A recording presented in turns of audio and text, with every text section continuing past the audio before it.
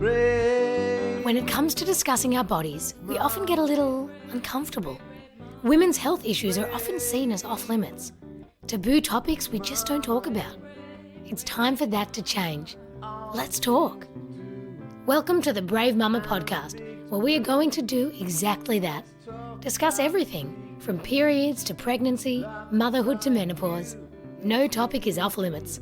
Join Stephanie Thompson, the Bravemumma and author of The Day My Vagina Broke, as she asks other brave women about their personal health challenges and triumphs.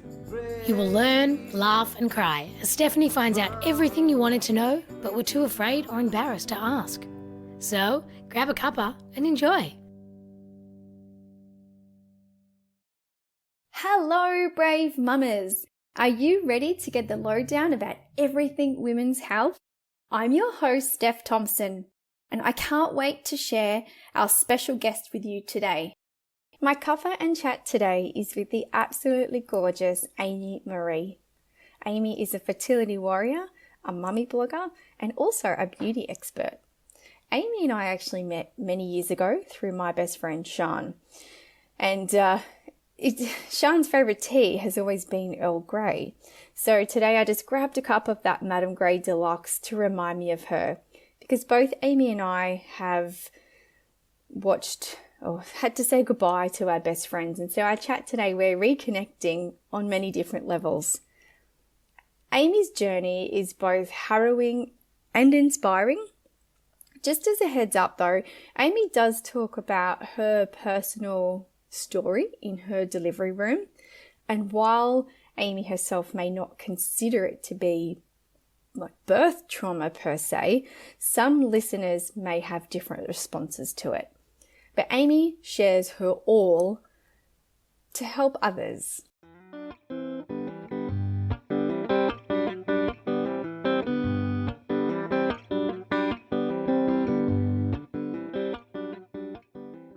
Hi Amy, it's so lovely to have you and chatting with you today. How are you going? I'm good, thanks, Steph. It's so good to finally see you. Sorry it can't be in person. I know. It's actually really hard, hey? We were just talking about it before we started, and we're all here with smiles and makeup, but to get here was a bit of an effort. So thank you very much. Totally. No, so happy to be here. And I know we're going to get straight into it because you have such an epic journey that potentially this could be a 10-part series talking to you. So tell me, you've had we want to find out about Amy Maree. You've had this amazing, successful career in the beauty industry. And by the way, I saw you on telly the other night and I was like, oh, I know her. Yeah. It was really cool. How did that all come to be? So basically I've always been into beauty. So it's like the real short version of it is my nan was right into makeup and all things beauty. So from a really young age, my mum and nan kind of like, I don't know, just exposed me to that. So I was like doing makeup at home when I was 3 years old. Yeah. So it's been kind of in my blood from the beginning. And then I went off on a path and did, and I was an event coordinator for 17 years. Oh, wow. And for 10 of those years, I sidelined having my own beauty business. So I was doing makeup and tanning, as you know. Yeah. So mobile, driving around to people's houses and driving to weddings. And then I did that for 10 years while I still did the events work. And then I decided that I would create a beauty salon that was pretty much just a one-stop shop so that people could just go to one place, especially mums. Like, not that I was a mum at the time, but I knew how hard it was to just get around driving from place to place, how time consuming it was. So we created this ultimate beauty hub, we like to call it. So a 400 square meter space, there's 14 staff.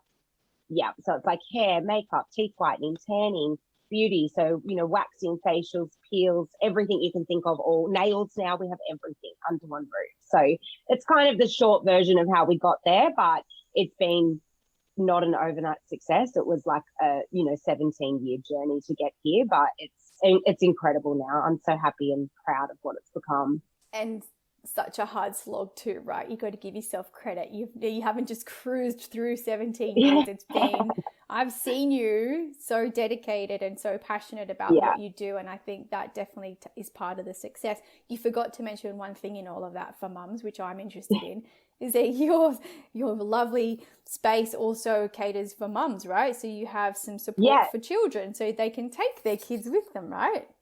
Exactly. So we really encourage, like, we know there's a lot of salons around there, and there is a market for it that don't encourage children because they, people want to go there and switch off, and that's fine. We're kind of the opposite. We really encourage people to not lose an appointment because they don't have a babysitter. And I used to have phone calls saying, like, I can't get to my tan because, my mother-in-law was supposed to be here and she can't get here, or whatever it was. And I'd be like, oh my God, just bring your child and they can sit in the corner and I'll tan you. Why? I've had kids in my spray tan booth. Like, it's so funny, some of the stories I could tell you about children being around. I've had mums breastfeeding while I'm spray tanning. That is not even a lie. I've had literally a child was like crying. This is my old home studio, crying. And she's like, oh my gosh, like, I think the baby was about 5 months old. And she said, can I just quickly feed? And I'm like, just do it now while I'm tanning. So we turned her around and I was spray tanning the back of her, and the baby, all organic tan, obviously. So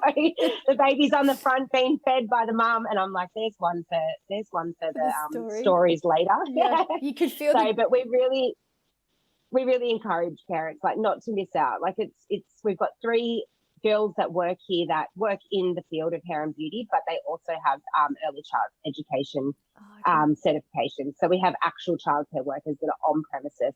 We try and tee it up that someone is there to mind the kids. We've got a little creche area where kids can play. There's, all kids' toys and books and things so they can sit and chill out while mum just has 5 minutes of peace, really. Fill her bucket. Yeah, and it's funny that you said that. Oh, it's natural tan, because I'm sure you could feel the judges already out there going, who's getting a tan while they're breastfeeding? How selfish, because mums are the worst judges of other mums, right? And I'll put my hand up and say, before becoming a mum, I would very easily go, oh God, could she not just not get a tan, Yes. But now I'm a mum, I'm like, when you have a tan and you feel 5 kilos lighter in the mirror and you're feeling good, you can give your kids so much more. Yeah, 100%. 100%. It's about how you feel, then ripples. And this is a big thing about my beauty business, is that one of my main like points that I've wanted to get across, like, the last, 15, 20 years, is that beauty is not vanity. And I think that that's a real big misconception, is that people think you're vain if you look after yourself. What I believe is that when you look after yourself, you are a nicer person because you feel good. And when you feel good, we call it the ripple effect. So then you're nicer to your children, you're nicer to your husband, you feel confident. So you change a little bit because you feel good. When you don't feel good, you sometimes can be snappy and you can be miserable because you just don't feel good in yourself. So it's about being a confident person and, like, feeling good, which will then ripple effects through to your family and friends. And I think that's a big thing, because people just think, oh, it's so vain. It's like, it's not vain. Looking after yourself. It's self-care is, like, so important. And having time to yourself, and not, I've met mums that have completely lost themselves once they've had a child. Oh, and it's all? And it's like just having that little piece back, doing something for you shouldn't be it shouldn't be a mum guilt. It shouldn't be something that gets pushed aside or judgy. Totally. It's funny because I never wear makeup unless I'm on the podcast, and it's not because we're doing a video, because we very rarely even will publish the video to be a snippet, but it makes me feel like I'm getting up with a different purpose of going to work rather than getting up to wash undies. And I don't need to put makeup on to wash undies. And that's how my business, that's how my nan sort of inspired me into this, is because my nan got up and put her makeup on and got ready for the day. And my nan worked. She was a working nan. But my mum was a housewife. My mum didn't work since she was 24. But my nan taught my mum that you get up and get ready for the day. So me growing up, my mum would just drop me at school, or sometimes she didn't even drop me at school. I'd catch the bus. But she got up before the kids got up. She washed her hair, blow dried it, and did her full face of makeup and put her clothes on, because she's like, then I'm ready for the day. So you just mentioned before that I was on the news the other night, And the staff member that contacted me saying, like, she was on the news with me, was like, oh my God, we had a 45-minute call up. So it was like, bang. My staff member was out walking and she's like, I haven't like done my hair. I haven't got any makeup on. And I was like, this happens to me all the time. That's why I get up and just do my hair and makeup, because it's like, I don't know what's going to happen today. I don't know who's going to ring or where I'm going to end up. So I get up, and Nan taught me, you get up, you get ready, and you be ready for the day. So if something comes up, you're ready to go. Yeah. So that's me. Lockdown, I've been up. I think there was 4 days at the beginning of lockdown where I wore no makeup because I had the dreaded vomiting gastrovirus that my daughter gave me. Aww. So I was not doing makeup or hair during the vomiting gastro bug. That was about 4 days of just bedridden. But yeah, other than that, I try and get up and start my day as if I'm doing something. Something could come up, so just be prepared. Yeah, that's so true. And most days I get up and I don't put it on, and I still feel okay to get on with the day, but it just feels a bit special talking to someone special, and you just feel like you're, organized. But look, I know that you said before you've got lots of different stories, and I've seen you work with some big celebrities before. So before we delve into a little bit more about, Amy's motherhood journey, because I know a lot of people want to know, what is it like working with celebrities? It's it's actually just like working with normal people. It's so funny because I thought it would be this completely different, I just thought, they're like a unicorn. Like sometimes you meet some of these big people and you think that they're so different from you. But I think the most beautiful part of the whole experience, I've worked with the Channel 9 team for, I think I've been with them for about 6 years now, maybe 7 years, 6 or 7 years now. Yep. And I remember the first day that I had to go there, and I thought, it was a trial run. They just wanted to see how I connected with people and, see my work. And I thought, I'm just going to have some like real low, like, some reporters that I probably never met, and the tea lady or, the receptionist. I wasn't. Yeah. And then I walk in and I had Lisa Wilkinson, Georgie Gardner, like all the big names were like straight in front of me. And I was just like, oh, wow, like they've really thrown me in the deep end here. But I found they're just like, so like personally that I've like connected with some of them on a friendship level, and I still talk to them now, even though we're in lockdown and I haven't seen most of them for like over 12 months. But they're so experienced in life, and they're exposed to so much, and they're so they've just got such good advice, and it's like they don't treat, I'm really the help, really. Like I go there and I make sure they look brown. I can bronze. But they orange. Treat me like, not orange, that's right. But they treat me like they've given me business advice, and they've given me personal advice, and they're just really, I think that a lot of celebrities cop a lot online, and there's a lot of this trolling and horrible stuff that goes on, and they're just not given enough credit for how beautiful most of them are. Well, the ones I work with anyway, like they're just such beautiful people, giving so much time where, they don't have to. They could literally just walk in and stand there and get their tan and walk out, but that's not what I've got. Yeah, it's been a great experience for me. That's beautiful. And obviously working and being passionate about what you do for so long, at what point did you realize I want to start a family? Because obviously you just spoke about Lisa Wilkinson and Georgie Gardner, their mums, and obviously you would have had some interaction with them about their motherhood journey. So when did it happen for you? So it's so I've always wanted to be a mum. Like that was always a part of the plan. And then for me personally, I am an endometriosis sufferer. So I had my first laparoscopy. So I got diagnosed at 15. Okay. But then had my actual proper diagnosis through a laparoscopy at 19. So it was like 4 years later, they actually did the surgery to investigate. And then I knew then that I was going to have to do IVF. So I actually found out at 19 that IVF was going to be the only option for me. So I kind of grieved the natural conception as a teen. So it gave me a long time to so I grieved back then. And then I didn't meet my husband until I was 28 or 29. Yep. So once we got together, we just thought, I was a bit naive, even for someone that's exposed to IVF and knows so much now.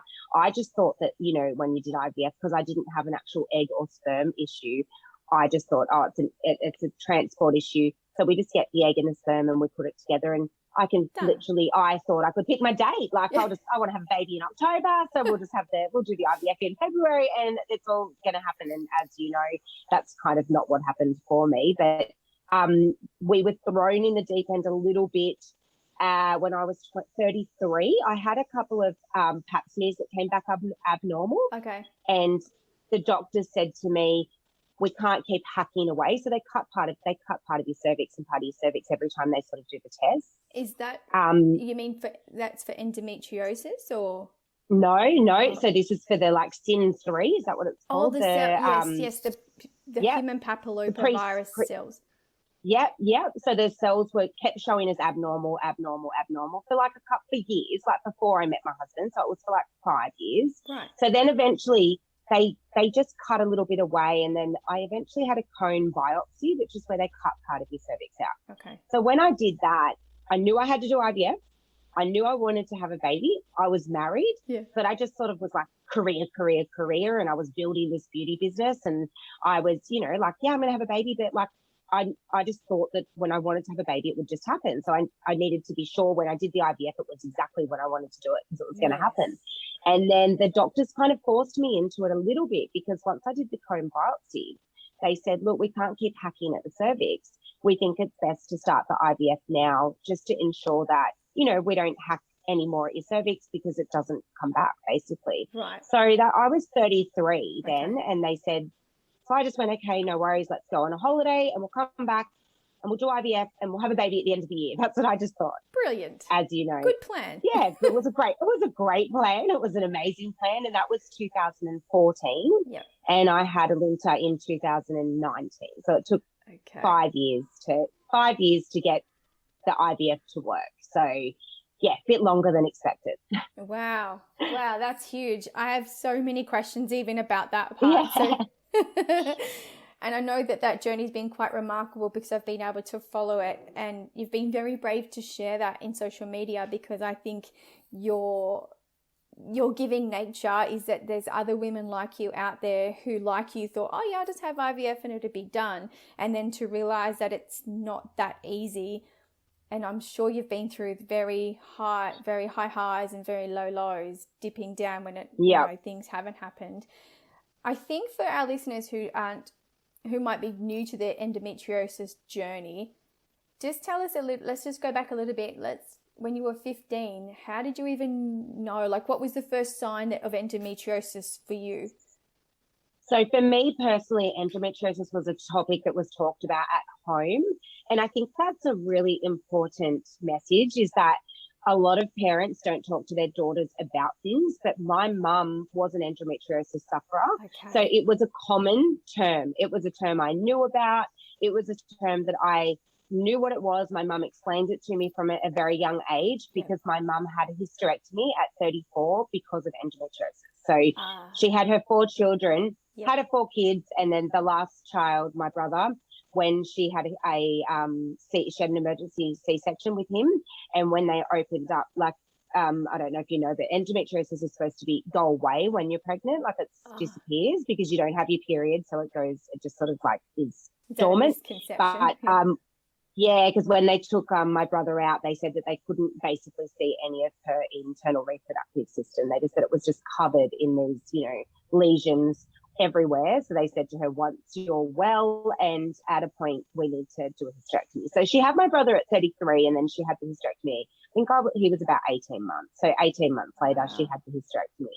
So it was a really common term for me, and the symptoms and signs my mum obviously watched for, which was extremely heavy periods, really excruciating pain. But in saying that, it's not everyone that has endometriosis has those symptoms. So people can have silent endometriosis. So you can just struggle with fertility and not know why. Yeah. And then later find out that you've got endo, and it's like you don't have any of the signs, you don't have any pain. It's just a really strange disease. Because it's invisible. It affects, you can't see it is what I mean. No, that's right. It's like this invisible illness, and some people are debilitated by it. So I'd have days off school where I couldn't go to school because I was in so much pain. I remember doing my HSC with hot water bottles like tucked into my undies under my dress, like doing my HSC, and just really heavy periods. So when I was 15, my mum took me to the doctors and said, I think she's got it. Like, I had it. She's got all the symptoms I've got. Yeah. What do we do? And unfortunately, I think in every country, but in this country specifically, they like to just mask it, right? Okay. So rather than investigate and no one's finding a cure, there's not a lot happening. It's just kind of like, all right, let's put you on the contraceptive pill. And that is often the answer to anyone that's got endo. So it's like, we'll put you on the contraceptive pill. So for me at 15, I was like, okay, that's fine if that's what I have to do. It did help symptoms. It didn't get rid of them, but it just, because it's a fake period when you're on the contraceptive pill, because you're having this like kind of fake period, it just lessens the heaviness. It just lessens the pain. But for me, I'm like, looking back, I'm like, we need to find a cure for this, or we need to find a way to get around it and not just mask it with a pill. And the pill has so many side effects, and so many girls struggle on the pill that it's probably not really the answer. And I know now for a fact people are still getting put on the pill to fix endometriosis. It's just this masking effect. Do you think it's until later?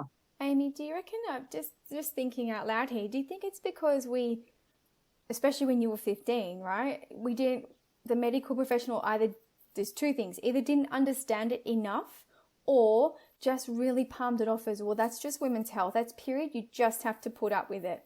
It's part of being a woman. I think that is a lot of what comes with it, is people just think, oh, it's period pain, just deal with it. People have period pain, but it's fertility. It's going to affect your fertility. It was so rampant in me that when I did have my laparoscopy, 4 years later, it had damaged all of my tubes inside my uterus. Like, it had damaged so many things and so many parts of me that when they took a look, they just said there were so many lesions. They they laser it all off. But they're just like, when it comes to the time of having a baby, your best bet is going to be doing IVF, mainly because my tubes were damaged. So I was at high risk of ectopic pregnancy. Okay. Unfortunately, I ended up with an ectopic pregnancy through IVF years down the track, which we didn't know. Yeah. But that was what I was trying to avoid, I was trying to avoid an ectopic pregnancy by, getting the egg and, creating this embryo and then placing it in the womb, and then, this magic happens and you just have a baby. But it doesn't always happen like that. So I knew, stay on the pill, get off to control the symptoms, then get off the pill, and then we will, have a baby.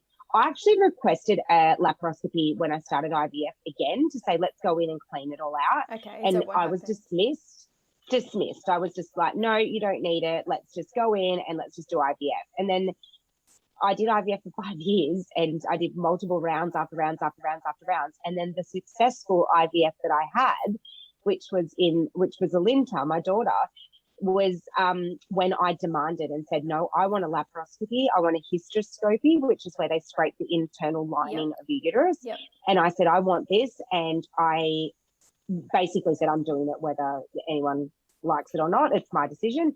And they were supportive. My doctor, my new fertility specialist, was like, yep, I think that's where we're at now. Like, we've tried everything. Let's do it. Okay. When my surgeon went in, I was riddled with endometriosis. Like, I was riddled with it. And he said to me, there's no way you were carrying a baby to full term. Like, he just said, this is what's been stopping you, because basically the embryos that don't work couldn't find anywhere to stop because there was so many lesions everywhere. And then the ones that did for the ectopic pregnancy, my first loss, the baby obviously couldn't find anywhere to stop. And so it ended up going back up into my tube and stopped in my tube. And so then I had an ectopic pregnancy. So I opted to have both my tubes removed back in 2017. So I was like, it was a bold decision, but I knew I was doing IVF anyway. I knew my tubes were damaged. Okay. And I just was like, you know what? I'm not going to go through another ectopic pregnancy again. So I opted to have them both removed in surgery. So now people message me all the time saying, oh, like, maybe you'll relax. Even now, maybe you'll relax in lockdown and you'll have a baby and you'll get pregnant naturally. I'm like, oh, no tubes. Not going to happen. And as you were just saying that, you've just educated me, because I then the penny just dropped. I'm like, oh yeah, because if you don't have tubes and then you can do IVF to put it straight in. Yeah. the other way. Yeah. You can't go the other way. You can only go, And a lot of people, I only learned a lot about the female reproductive system through illness. Oh my like God, through infertility, and like you don't really like learn much about it, but it's because I've had to like navigate this world of women's health because I was thrown into it. Yeah. And one of the really interesting parts for me is I want to do another transfer next month. So we're preparing for baby number 2 right now. And I'm trying to replicate my last successful IVF round. So 5 weeks ago, I did another laparoscopy. So I went in, did the same surgery with the same doctor. We just were like, we're just going to mimic what we did last time. And it was so interesting. It's been 2 years since, or not quite, how old was my daughter, 20? It's been nearly 3 years, 2.5 years since I had the last laparoscopy, where his words to me were, I was riddled.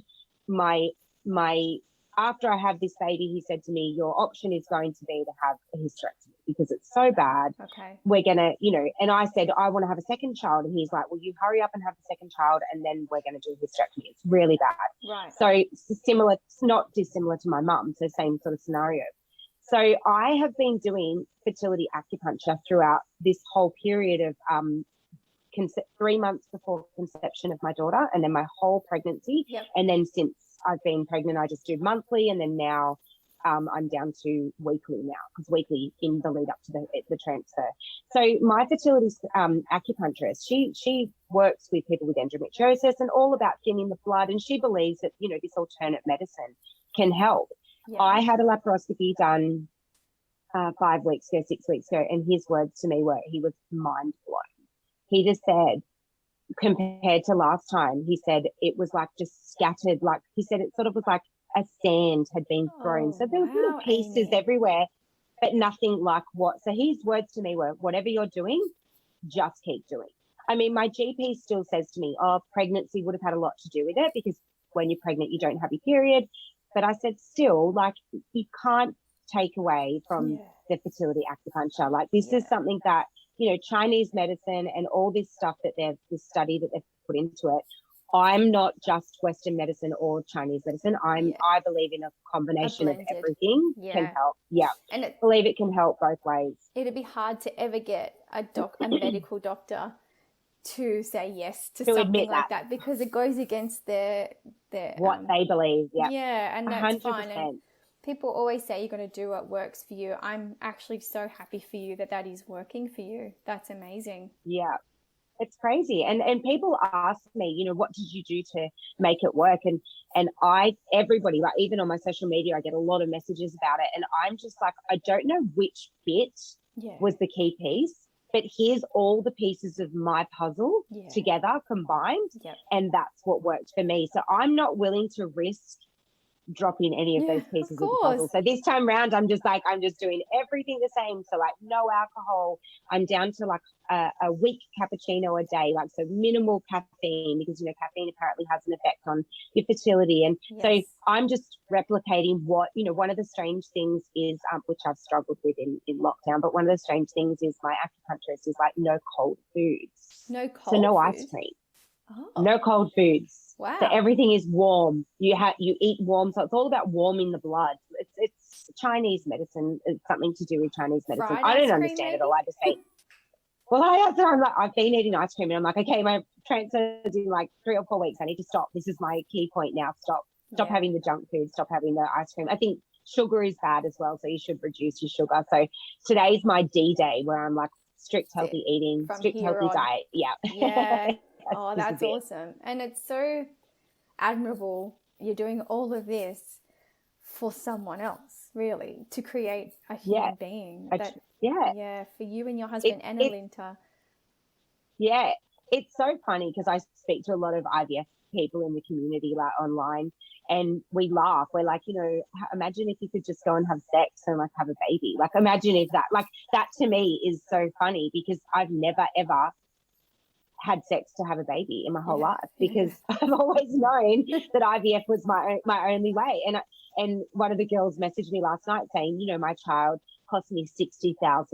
And I'm like, I know, like we stopped counting at 40,000 and we stopped counting because my husband's so tight. I don't want to, if I looked at the real numbers, he'd probably just have a freak out. So I'm just like, we'll just stop there. We'll cap it there and say it was somewhere around that point. Because I'm like, imagine if you literally had to spend that sort of money. If you knew that at the beginning, people would hesitate to do it. But, because the money is just over years and over time, and you just passing, paying money here, there and everywhere. It's not the lump sum. You do it. But I mean, I would have spent whatever it costs to have her. Like she's so worth it and I say that to people all the time that are ready to give up. I'm like, don't give up. Oh my God, you could be like one transfer away from having that child. And I promise you, you just will never know. Like mine was number eight transfer to get there. And I was like, imagine if I stopped at 7 and I didn't have her. Like now I've got her. She's so worth it. Like it's incredible.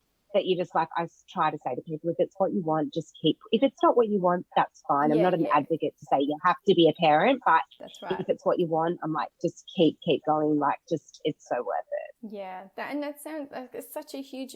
You just said she was your 8th try, is that right?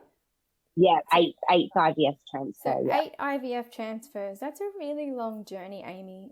I can only imagine that when you were pregnant, preparing for the birth, because you wouldn't have even ever thought that far, because once you were pregnant, right, now I've got to prepare for the birth. What type of things did you do? Because I can only imagine with that level of fear, you wanted everything perfect, right? Or everything to end in a live baby. Yeah, and you're so true. Like you only ever look at the step in front. You never get past that step. So each IVF is just focusing on the IVF, and then when you get pregnant, it's like, okay, I've got to focus on the pregnancy. And but you never get ahead of yourself. It never gets further than that one step. Yeah. So then once I got pregnant, it sort of was, even through the pregnancy, it was just getting to the next stage of the pregnancy, because you want to make sure that nothing happens. And then for me, I actually did a course at 24 weeks, which was with a women's health physiologist, the physio clinic in Bondi. And they did this, it was called, Born Ready. I think I told you about this. Yes. So I want to go back and do it again, like next pregnancy, because I want to, it's going to be totally different after being through it. Like it's so different from the other side. But it was Born Ready. So it wasn't swaying you one way or another about what to do or what not to do. It was just educating you on, these are the things that can happen and this can lead to that, So, one intervention can lead to another. So it was about having a birth plan, but then ripping it up and throwing it in the bin and going, I understand that have the intention, but understand that that's not necessarily what's going to happen. Yeah. And for me, the 2 women that run it were amazing, and they both had horrific first births. So that's where this came from. So horrific first births, nothing went to plan, and then they went on to have second babies and took control back and had the second births were how they wanted it to happen, which I hope happens for me, because that was basically what happened to me. Is that I tried to prepare myself. I tried to, I bought a what's that thing called? The TENS machine? What? No, the worst. The stretcher. Epi-no. Yeah. The Epi-no. That stretches so your I went vulva. and stretches, yes. So I bought that, and I spoke to my OB, and I'm like, do you agree with this? And he's like, look, it can't hurt. Everything can help.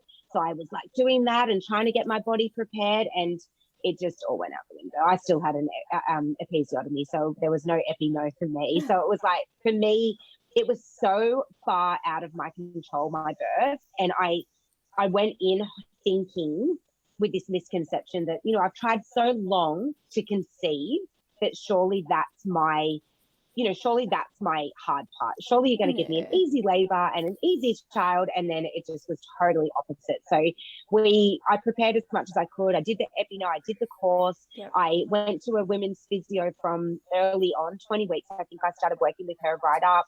I bought my compression pants to put on afterwards to get my, everything back in. And then my birth was actually awful. Oh. So I ended up with,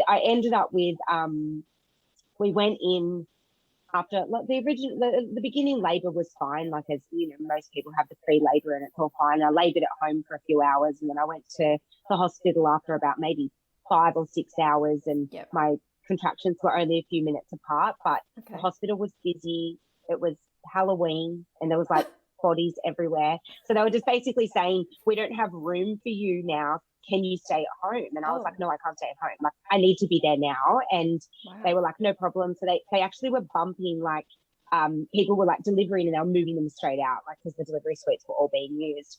And we went up there, and I got up there maybe about like 2:30, 3 o'clock in the morning. And I had a linter at 11 minutes past 11, which is such a significant time for me, 11:11, on the 1st of the 11th. So she was just like 11:11, 1:11. So it was just, so I went hard labor from 2:30 till like 11 o'clock.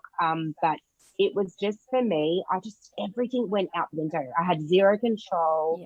I felt like I was like hysterical. Like, I just felt like the pain was so much and I couldn't catch a break. My contractions were so close together, and I didn't want to have any intervention, but I was open to it if it got to that. And it got to the point that at 6:30 in the morning, I had the epidural. Which I was fine with. I wasn't upset either way if I did or I didn't do it. The epidural, something that people don't talk about. It's incredible, by the way, because you can't feel anything. So that part was amazing. Relief, One bit that I didn't know about, which I've since read up on social media, other people have experienced, is I got this incredible shake. So my whole body was shaking, and my teeth were shattering. So uncontrollable. And I was freaking out because I was like, something's seriously wrong. Like, I've got no control of my body. And my obstetrician and the midwives were saying, no, it's adrenaline. So adrenaline is running through the body and you just have to let it go. Like, there's nothing you can do. But it was scaring me. I was scared. I kept saying, Scott, I'm scared. Like, this is not right. And apparently it is right. Apparently it happens to lots of people, and it's just a side effect of an epidural. But where is it in the books, right? This is my bugbear. No one tells you. Sorry to no jump one in, tells you. but I've never seen that in a pregnancy book. Heard that. No one tells you, and no one talks about these things that happen, and these side effects that happen, and that it's scary. Or maybe I would have been less scared if I knew it happened. Like, maybe I would have been a bit more like, oh yeah, I've read that this can happen. But I was freaking, going, something's wrong. Like, I had this needle in my back and now I can't stop shaking. And then I just relaxed for a little bit. They wanted me to sleep, and Linta's heart rate I think her heart rate was dropping or it was peaking. I can't remember which way it was going, but whatever was happening, it wasn't right. And they just kept running in and trying to move me, and they internally put that thing on her head inside me so that they could monitor her. And then my doctor came and said to me, she's going to be here before lunch. Try and relax for an hour or so and I'll come back. And when he went away, her heart rate was just bad again, and they rung him and said, you need to come back. My poor obstetrician was delivering 3 babies at once over 2 hospitals. So he was at Southern Hospital Carina, next door to me. So he was like running everywhere, because you can't really plan when all the babies are going to come. Well, I'm having a little giggle. Do you know why? Because think about the math. October, everyone gets funky at Christmas. Yes, these babies. And mine was born in October, and it was so busy. That's it. It's the summer holidays. Gets to everyone. Everyone's on holidays.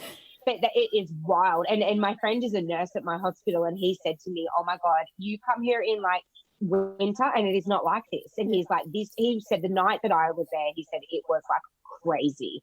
And so anyway, my doctor came in and just said, he was so calm and kept me calm, and just basically said, we're in a real tough situation here, and we're going to have to go for a emergency Caesar if we don't get her out now. And I was like, okay. And he's like, so are you open for me to do whatever it takes to get her out, like, in the next 3 minutes? And I'm just like, if that's what's going to have a live baby, do what, I don't care what you do to me, just as long as she comes out. A lot of fine. mums say that. So he just did an episiotomy, which he knew I didn't want.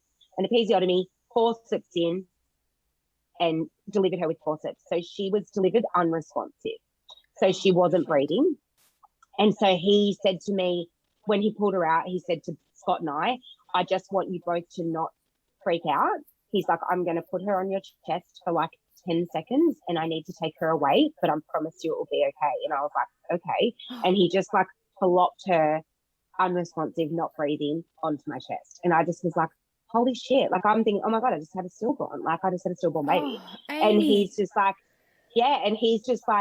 Scott turned to me and like, Scott was taking photos because I was like, can you take photos? Because I'm going to forget all of this. And Scott's taking photos and she's just like floppy and blue and not breathing. And then the doctor took her, and I just was like, oh my God. And then Scott grabbed my arm and said, it's 11:11. Like, he knows how significant that time is to me. And I said, she's like not alive. Like, who cares if it's 11:11? Like, I said, she's not breathing. And he's like, no, she's fine. She's going to be fine. And he said, he's later told me, like, he was freaking out, but he's like, I had to just keep you thinking it was okay. So we can hear them. They took her to the resus table and they're working on her, right? So we can hear like 1, 2, 3. They're like fully working on her, and we're got a curtain between us, just listening. And like, as you know, one of my best friends passed away 6 weeks before she was born. So all I was doing was just talking to my friends, going, oh my God, Shelley, like, do not let her die. Like, please don't let her die. Like, I can't do this. Like, don't let her die. And I just kept like out loud talking. And I felt like it was ages, but I think it was like 3 minutes or something. Okay. And the doctor came around to her. It was so long. And then we heard her cry and I was like, oh my God, she's alive. And then my doctor just put his head around. So I remember it so vividly. He put his head around the curtain and just went, and I was like, oh my God. And he's like, it's okay. Like, she is fine. And I just was like, holy shit. And then we didn't really know what happened, right? Because then my doctor had to go and deliver 2 other babies. Okay. So then we kind of were left, and then it all just was a bit of a blur, and it was all like really confusing. And then I ended up going back to the ward, and it was a midwife that came round and was like, oh, because Alinta was heavily bruised, really bad from the forceps. And yeah, from the forceps, like really awful. And this midwife just said, look, that's horrific. It must have been a traumatic birth, was it? And I was like, I think so. I'm not sure. Like, I don't really know what to compare it to, but it wasn't fun. And she went and read my card, and she came back and was like, oh my God, honey, like, that was horrendous. So apparently what happened, Alinta's umbilical cord was around her shoulders. Oh. So when she was trying to come out, the umbilical cord was pulling her back in. So then she was trying to come out, it was pulling her back in. So that's why he had to basically she just kept getting pulled.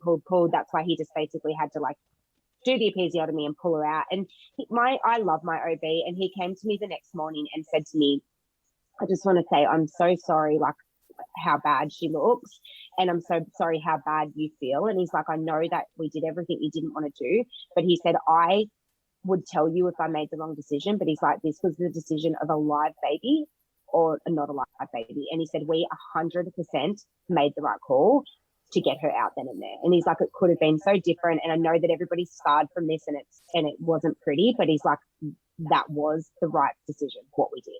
And I believe him. I'm like 100%. Like, look how close it came to her being a stillborn. Like, imagine going through all that, and then that's what ended up, because, you know, so that's heavy. Yeah, it didn't really go to plan. It didn't really go to plan. It wasn't really the candles and the music and everything that I had in my head that was going to happen. It was just like awful. That's heavy. It was awful. That's really I'm so sorry that happened to you. Like, that's beyond. I didn't actually probably realize that she was unresponsive. I think I remember you mentioning it, but not like that.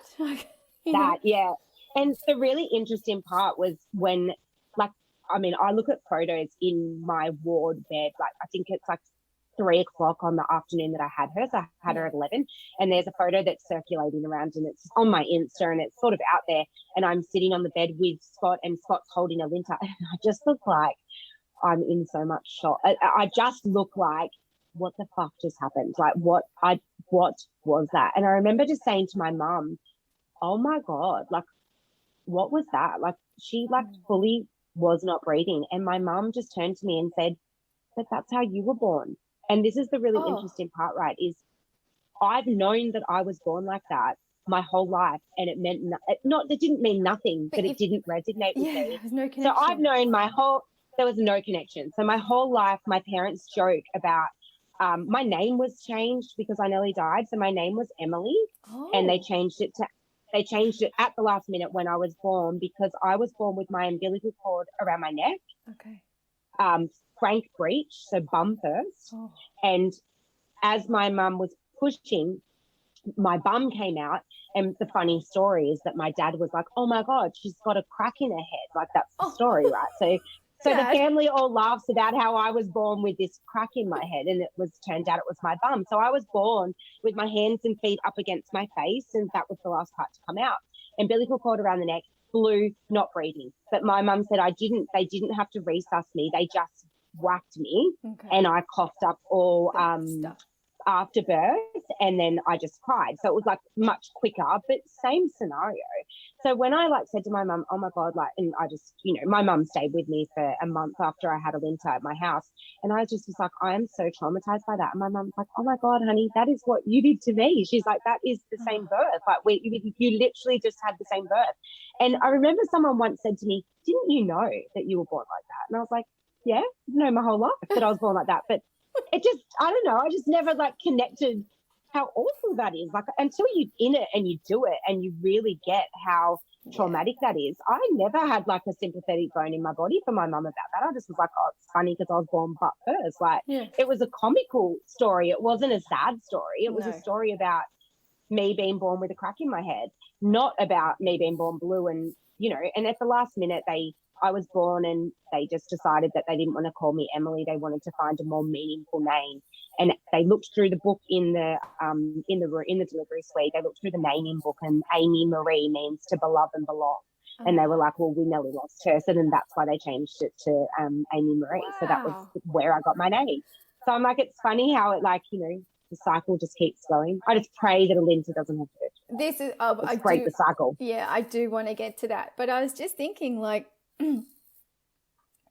so it's almost like it would be silly for me to say, what did you wish you knew before you gave birth? Because you actually did know that could happen because that was your birth. So what? But not just that, Steph. Like I spoke to you in depth about your births, right? But I feel like I didn't take it in. Like I did take it in. I feel like I was attentive and I was listening and I was like trying to absorb everything. And I told you before, I've spoken right before my birth. So when I was 38 weeks pregnant, because I spoke to you when I was pregnant, right? I was pregnant.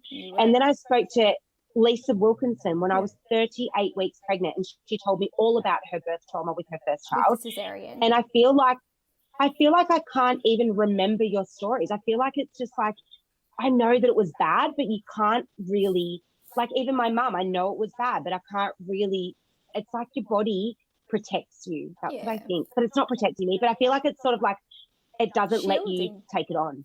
Yeah, because it doesn't want you to be frightened to go in there. So if I was frightened, then I wouldn't have, who knows what I would have done. Maybe I wouldn't want to have a baby. But it stops you from absorbing this information. And then afterwards, I remember going like, oh my God. And I did speak to Lisa like recently, and she came into the salon and she sat down and said to me like, how was your birth? And I was like, oh my God. And I just said to her, like, it was awful and I'm so scared and I don't want to do it again. And I'm just like in two minds about everything. And I know you want to chat about that. But Lisa assured me that her first was horrific and then her next two were great. She's like, you're not like tagged. It doesn't mean that all your births are going to be like that. So many mums, it's like, Amy, so many mums have very similar journeys, and I'd say the majority I've spoken to say yes, it gets easier because we know. But I just want to go back to something that you said about your OB. You know, when you in that 11th hour when he said if we don't get her out, you have to go for a Caesar.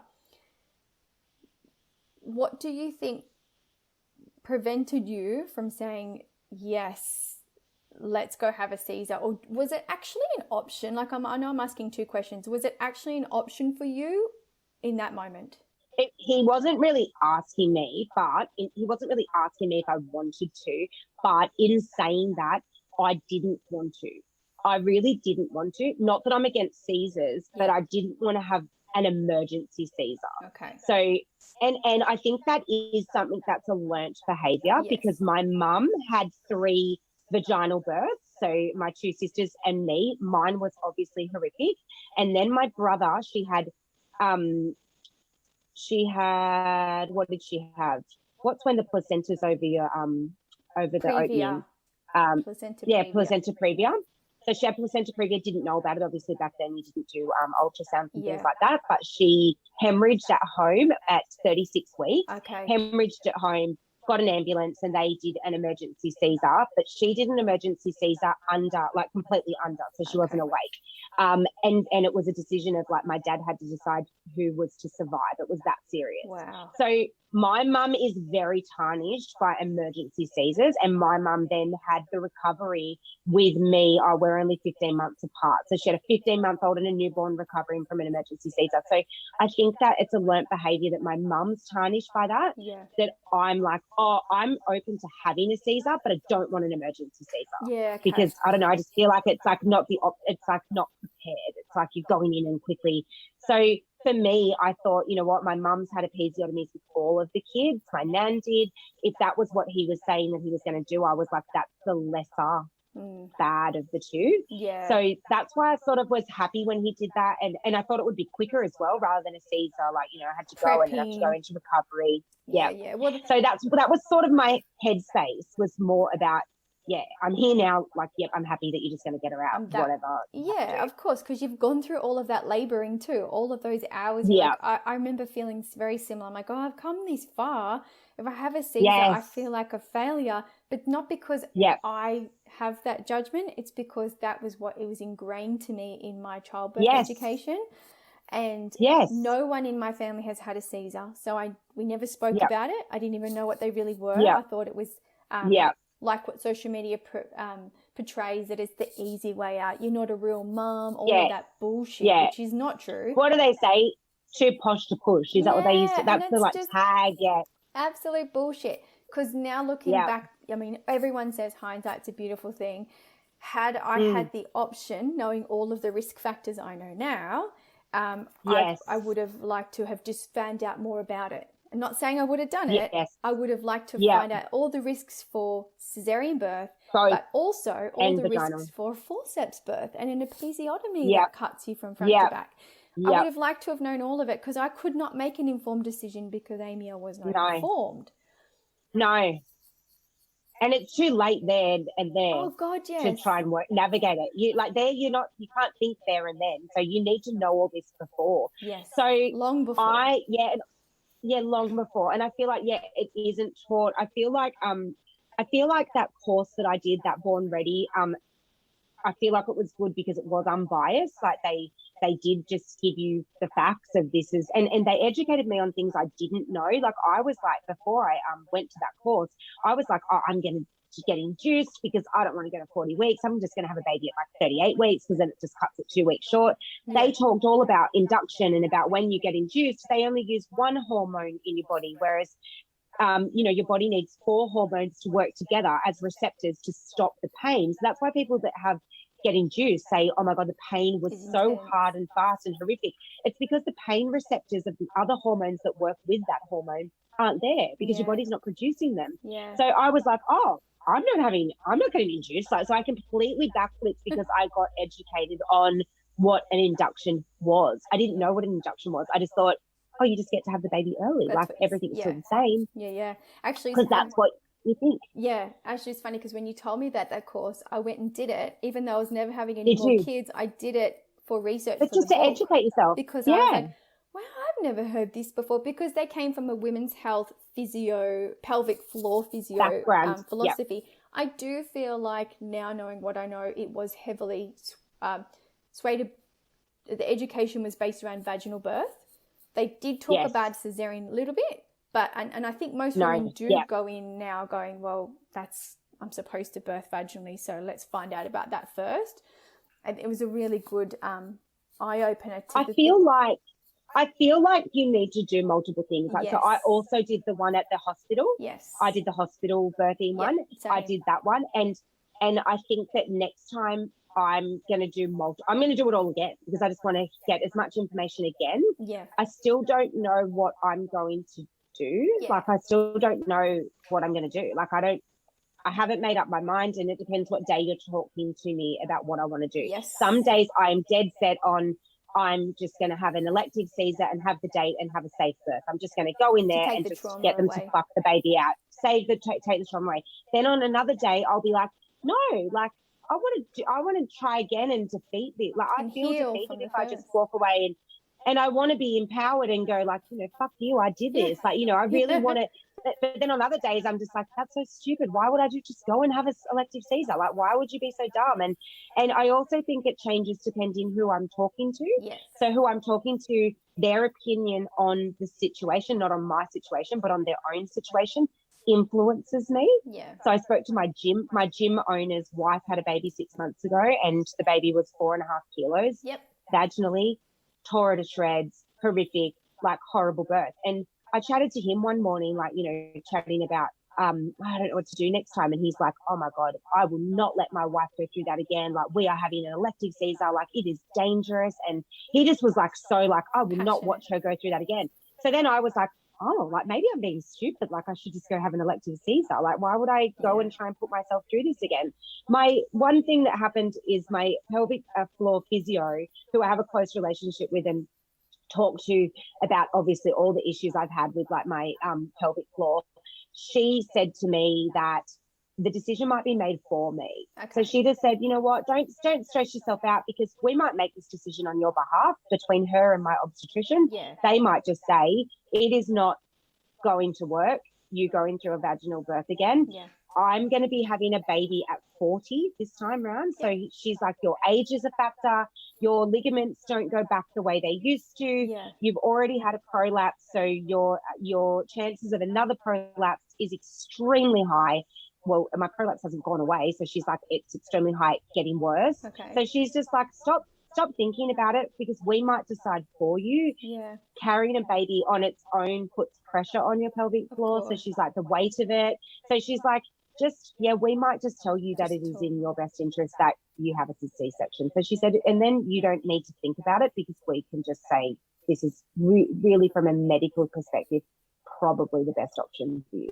And that was her opinion. Yeah, and I think, Amy, a lot of women need that. They probably, because they're so torn as to the consequences for the decision they make. Like, well, what if I do this and then that happens and it's on me? But if someone else does it for you, if that's easier for you. Yeah. What I will say is that I did a very similar process to you. I was adamant I was having a Caesar because of the first trauma, and not because because of my prolapse as well, but because I needed to take away so much unknown. However, so I'd spoken to my professor who was working on my pelvic floor at the time. I'd spoken to my obstetrician, and I'd spoken to a doula and a midwife. And unanimously, they all said a second vaginal birth should theoretically be easier for you because all the damage is done. So you should be able to birth. And I said, but how? Because my prolapse is at the opening of my vagina. If a baby because it's already down. Is my bladder going to come out? Because it's already down. Yeah. But he, just easily explaining things like, well, you're going to lay on your left-hand side, your bladder's going to flop away, can empty it with catheter, and baby will come out. And I said, but what if I'm mentally not okay? And he said, well, that's okay. Yes. I'm here to support you. Whatever you decide to do, if you say, I can't do this, Simon, we can do an elective Caesar. So I just kind of had that always up my sleeve. He goes, you can try, you can start laboring. Then if it's not okay, we will walk through this together. And it was amazing. And I will say the second birth was healing from the first. Because that's what I'm hoping. Yeah, at the end, and that's my what I'm husband hoping. and I were like, oh, this is what childbirth, this is what they say it's beautiful. Like. Yeah, we cried so much the second time. And that's what I want. I want this beautiful experience. But then I have like friends that have had like elective Caesars, and they're like, oh, it was such a beautiful experience. So I'm like, either way, whatever way I go, I just want it to be a beautiful experience. Because now they're allowing women to have like a gentle cesarean, I think they call it. So there's like 7 ways you can birth a baby, where you can bring her out of your womb. They can pull them out. Yeah. Yeah.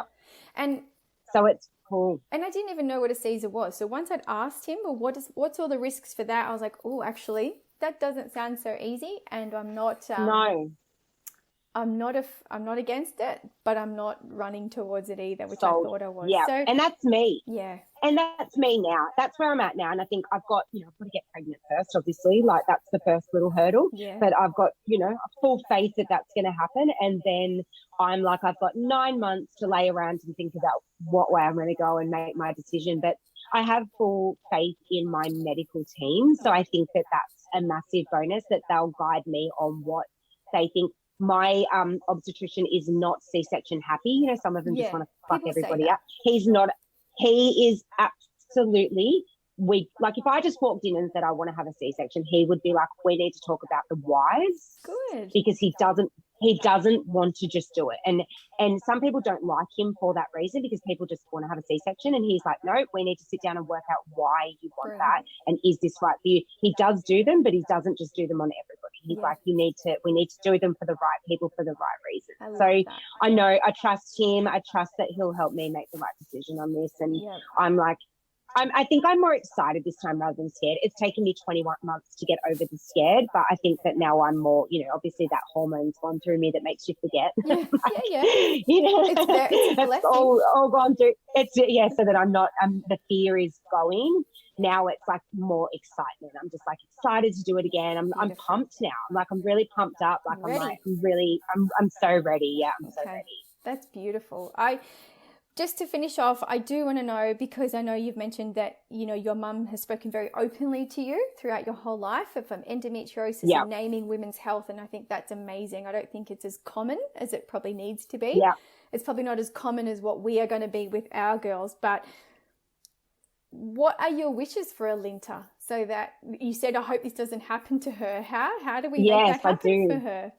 I know. I think that it's basically like probably part of the reason why I'm so open about it, and why why my social media has turned from a place of beauty into a place of like fertility and women's health, because I feel like people are going to get more from that than by educating. And, my following is a lot of people that are not exposed to these things and like, wow, I had no clue. Or my daughter's going through IVF and I didn't know that this is what she had to do. And I think it's the education is the key, and just educating. I feel like, hopefully by the time she's 15, the endometriosis has way more awareness and potentially some kind of cure or some kind of treatment that's not just like, hey, let's just do, let's just do a laparoscopy and like laser it out. Let's hope that there's something that can help girls and women going through this. And I think just with the birth, I hope she doesn't have a horrible birth like me, but she might, because lots of people do. And I think that change it, right? Like you can't, no matter what you say to someone. You can't change it that a baby's going to have a cord on its shoulders. No one can predict that. No one can see that. Nothing. Yeah. That's right. It's nothing that was so out of my control. But I think, again, the education and getting, as much information. And I think that because I am so open, my mum was open, I think these conversations happening from a young age is the key. And I think that, there probably should be more conversations like this in schools and, getting teenage girls understanding all of these things. And I think even even about the prolapse and the birth traumas and the after effects, like just getting those conversations out.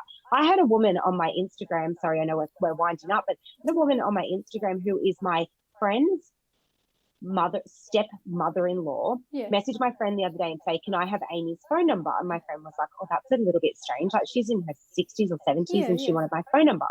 And she said, I've just been diagnosed with a prolapse and I have been told I need to be fitted with a pessary and I want to speak to her. I know she's very open about it on her social media. So this woman called me, who I've never met, but she's like, I follow you, I follow Alinta, and I followed your story and I don't know who to speak to. And she just unraveled about, how she was told that she had to have this thing, and she saw these things that they brought out of the box, and she was mortified. She's like, I thought it was a toy box with all these blocks and things. And she said, oh my God. And she's like, she just was like, I can't do this. And I just said to her, like, talk about what your options are and just don't take no for an answer. If the pessary is not for you and surgery is a better option, then navigate that and chat about it. And so I had this hour conversation with this woman I've never met before about pessaries and surgery for prolapse, because people don't talk about it. She's like, I didn't know who to call. So she's called someone off social media. She's like, I have no one to talk to about this. This is just such a topic that no one would talk about. And she was quite proper. So obviously she was like, this is not, I can't talk to my husband about this. And, I don't. And she was mortified that her doctor was a man, so that he was going to fit her with all of these things. Of course she was just like so uncomfortable. And I was like, wow, we really need to talk more and get more people talking about this. Go you. Make it normal conversation, like it happens in life. Yes, and it's got to be normalized. Taboo.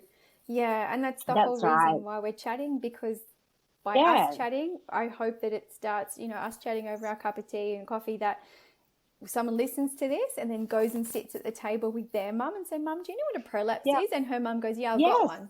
Do you want one? You know, well, it's so common. Exactly. 1 in 2 women has to be talked about. Yeah, 1 in 2 women have it, but I don't talk to anyone about it. Like until now, do you know what I mean?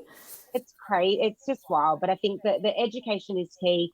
The talking, opening up the conversation, and nothing is off limits with me. I'm like open to chat about anything. And when people message me, I honestly write back to them my honest opinion and just keep that two-way communication going, that people can message me on social media, and I have no issue talking about my situation and how things have affected me. Obviously that's different than how it affects others, but I'm open to telling my story if it gives people some insight into, these once taboo topics. That's beautiful, Amy. And giving so much of yourself, it would probably take a lot. I can only imagine if you're replying to all of these women, you've got a lot of people following you.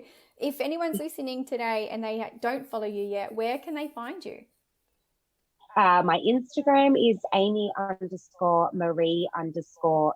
So it's Maree, Maree. Yep. And it's a lot to reply, but I allocate time every day to get back to everyone. Like I just make it as a part of my day that I just respond. Yep. If I don't have time to respond, I'll obviously sometimes message and say, look, hey, I can't chat now, but I'll get back to you soon. Just, people have taken the time to message me. I think it's important to take the time to message back. You are a true warrior, my friend. I've loved talking to you Thanks, today. Steffi. Thanks for having me. That's amazing. And obviously I can see behind the bridal bar. So if mums want to come and see you at in the Sutherland Shire and check in, and obviously once we're out of lockdown, get a bit of hair and beauty. Their time, that'd be beautiful to come see you, and then I can have a chat to you about endo as well. It's been so lovely to talk to you. Thanks for educating us. Thanks so much, Steph. Thanks for having me, Steph. All right, bye. Bye.